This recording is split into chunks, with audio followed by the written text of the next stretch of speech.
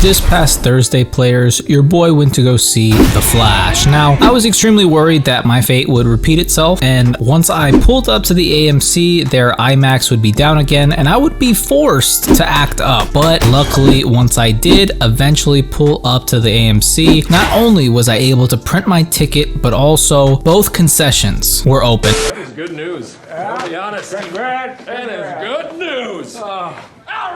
I know, I swear, I'm not lying. I would never lie to you. Both were in fact open, and I didn't even have to wait 47 hours to buy the regular large popcorn and cherry iced tea that eventually gives me Ebola by the time I get home. I was able to get my stuff, get a nice little poster, and then I got my ass to my seat and was ready to see what this movie was all about. Again, the CGI from the trailers looked horrible. So many conflicting reviews from Twitter, but from all the word of mouth, it was their next coming of Christ. So I was going into this movie with pretty much expecting anything. I was all over the place, okay? And after it was over, I gotta say, it was pretty damn good. I'll tell you this much, players, I haven't felt the need to hold back tears in a movie theater in a long time, okay? Yes, even for The Guardians, which is still my favorite movie of the year, but The Flash was so much better than I was expecting. But of course, no movie is perfect, and there was a lot wrong with this movie. What I will say is that the biggest delineation between fans amongst the many, the thing that's going to separate whether you love or hate this movie is going to be the CGI versus heart. Is pretty picture the most important thing to you? Is it the only important thing? If so, you can go ahead and wipe your ass with this movie right now. But if the story and performances and the emotion is what really makes movies for you, then you're in the right place. Again, this movie is a bit of a mixed bag, but if you put past your hate for Ezra Miller 2 times over, then you might just have a good ass time. Now, we will go over all the controversy, all the good, all the bad, and why James Gunn said it was one of the greatest superhero movies of all time, because of course some people can't comprehend that. I get it. I'm not gonna beat the James Gunn stan accusations, and I don't really give a fuck. James Gunn is the GOAT. But of course, players, as we all know, we must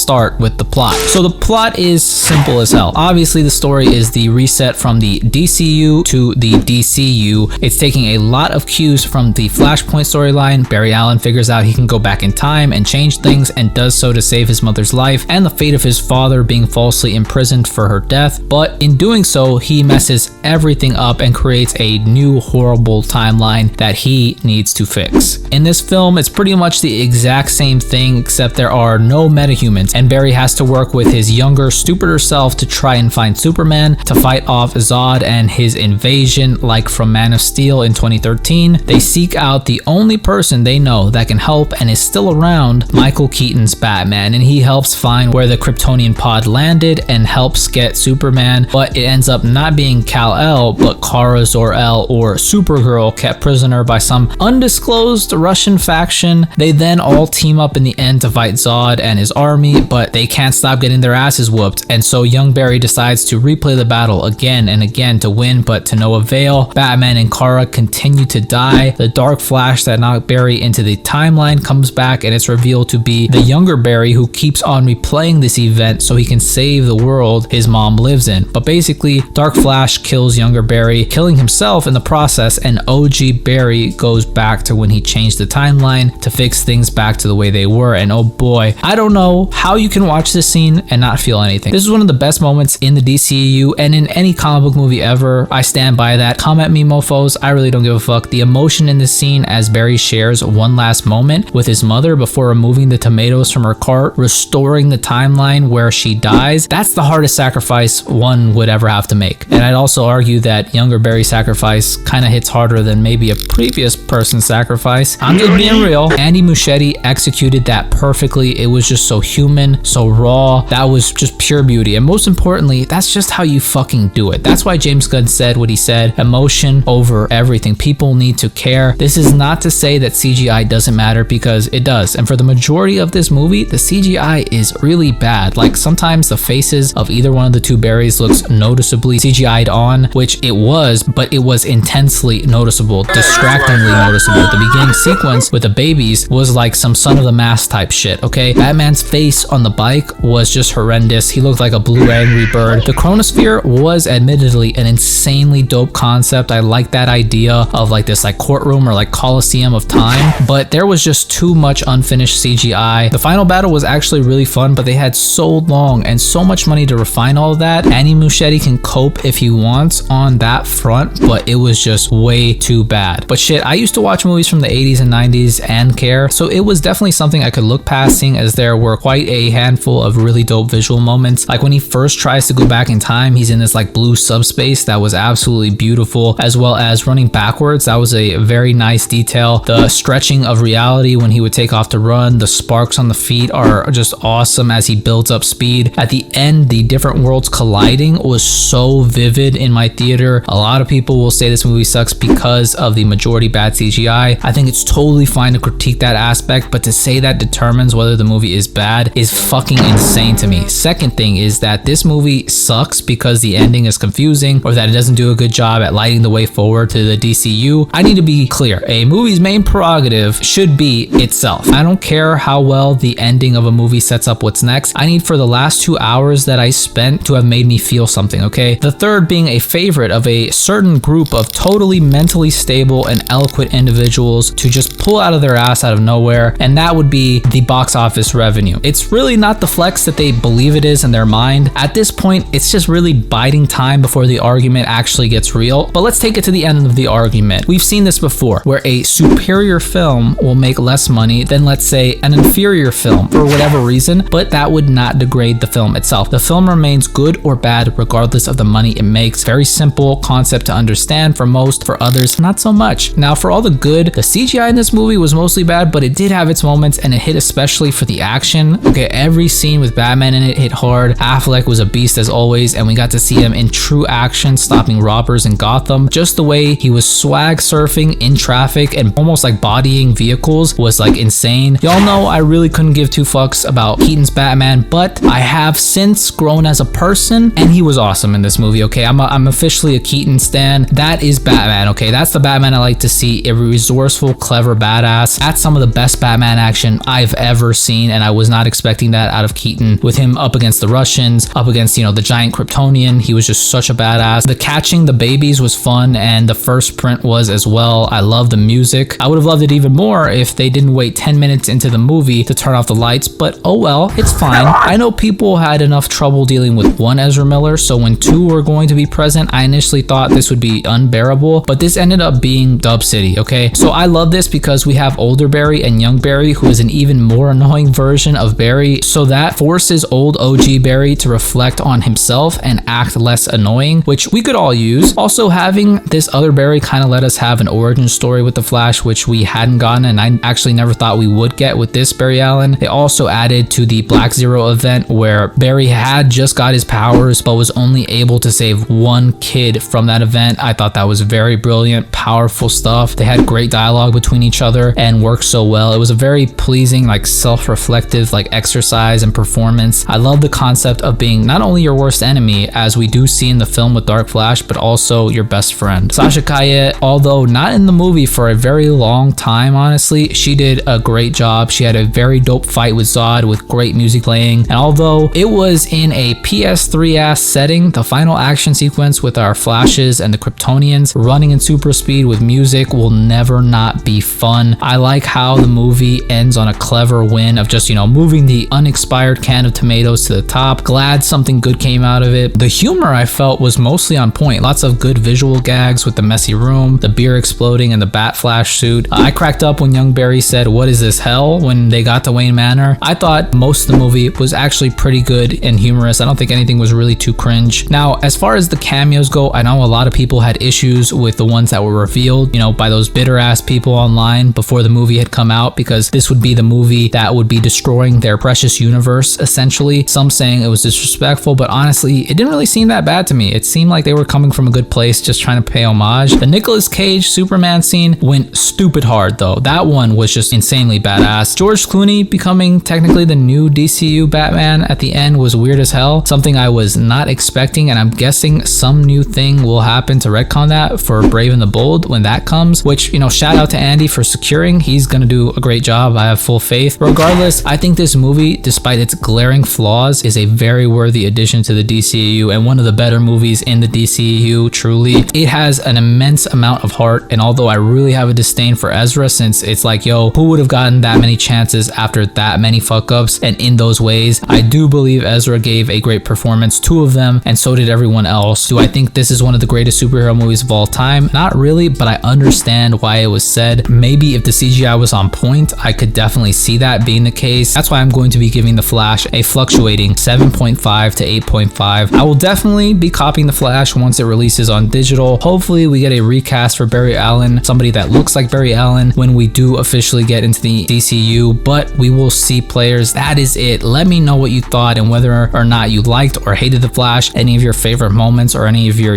least favorite moments from the movie. I'm all ears, but that's pretty much it. If you liked the video, leave me a thumbs up, comment down below, and if you want, subscribe. I always appreciate it. Thank you guys so much for watching. I hope all of you guys are well, and I'll see you in the next one.